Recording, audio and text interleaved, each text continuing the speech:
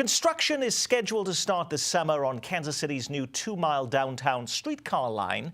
But is that work about to go on indefinite hold? A lawsuit is filed this week in Jackson County District Court challenging the legality of the 1-cent sales tax that funds much of the project.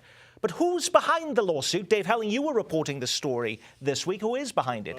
Two plaintiffs, a woman named Sue Burke, and then a gentleman known to most of us as Stretch, who owns Grinders. And he was on our debate show on this issue. Yes, both property owners in the district that is being taxed to build the streetcar. There are suggestions that others may be behind this effort, but there are two named plaintiffs.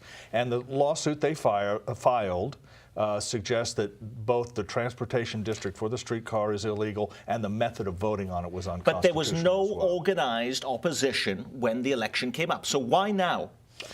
Well, because the business owners, some business owners, not all, in the district think that taxes are onerous. And we've talked about this on the show over the years, Nick, as this has been discussed, that the taxes are high. They don't want to pay the sales tax. The property tax is up there pretty good, and they feel like they should have had a vote on it.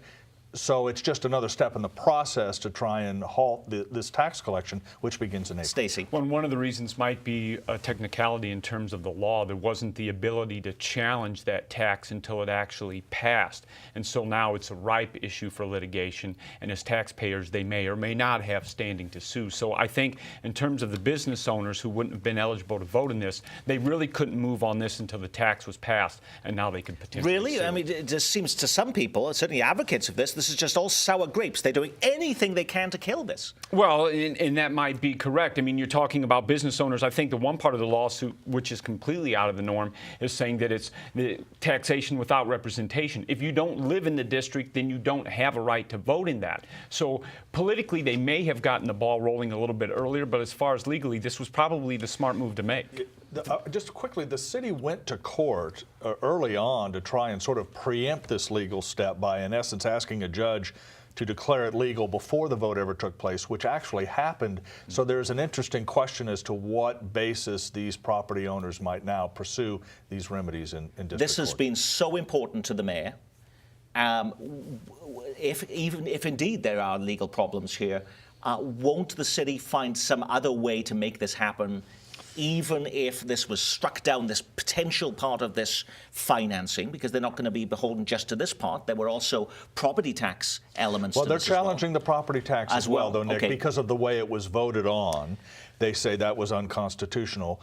Everyone you talk to, if they prevail, if the plaintiffs prevail, the mechanism for funding the streetcar will be irreparably damaged. Now, they may, there will be appeals, but if the suit prevails, they won't have a way to pay for it, frankly. There was no way to pay for it? There's dozens of ways to pay for it, but this one's been approved by voters, put in place. The engineering has started. The authority exists. It would suffer a major setback if the suit prevails. My question here is, after this tax passed and the streetcar line it apparently is going to go in, Jackson County jumped on this, and so is this a way to sort of head that off at the pass? Well, let's ask Jeff Fox that question, because you're out there in Jackson County speaking to Jackson County officials. I mean, does this have a chilling effect on that plan? Well, potentially. I mean, it's early, but the plan that the county executive, Mike Sanders, has is based mostly on commuter rail. And it would come down to 3rd and Grand, which is the north end of the streetcar line. So the two would work together. The first couple of lines would run out to eastern Jackson County, one to Independence, Blue Springs, Green Valley, and one down through Raytown to Lee's Summit. Sanders has said probably going to go to the ballot in August, probably a 1-cent sales tax countywide to get that going. Eventually, of course, the plan is 6 lines.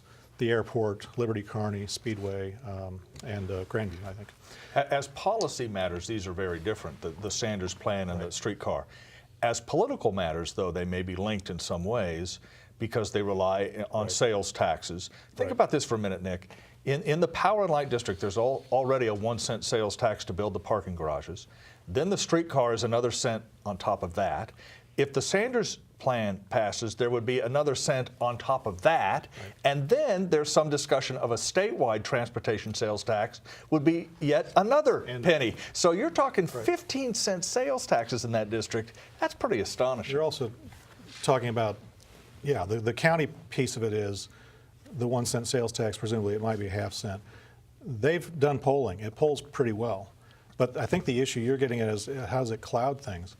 If there's litigation going on, and if there's a question out there of is there going to be a streetcar, is there not going to be a streetcar, I think that makes the county's job harder in saying, here's the plan, here's what happens. But Because the two things need to work But a together. 1 cent sales tax in Jackson County does poll well, you say? Yeah. And we had the county executive on this program, and he says, he's got all the support from the mayors of all of these jurisdictions in Jackson County. Is that true in your own Yeah, reporting? no, they want it yesterday. They do? They would like to have it. And that's not just the county executive saying that? No, I mean, a good example would be Carson Ross, the mayor of Blue Springs. Okay. Absolutely sees this as a way to help revitalize downtown Blue Springs, which they're making a big push to do. Stacey. To draw back to the suit here in Kansas City, however, there is a good point of merit in this suit where it's claiming that this sales tax that was just voted on earlier this year, or last year I should say, is stacking on a 1 cent sales tax that already exists. And the code, the language is a little questionable. A judge is going to decide this, but they very well may be right that there's already a 1 cent transportation sales tax in place, that if the court decides that this is a stacking, then that financing scheme will be completely knocked out. Okay, I do need to move on, but so is City Hall getting nervous about this, Dave? Well, they think they'll win on the merits. They're fairly confident of that, but whenever you get into court, things can change. Okay.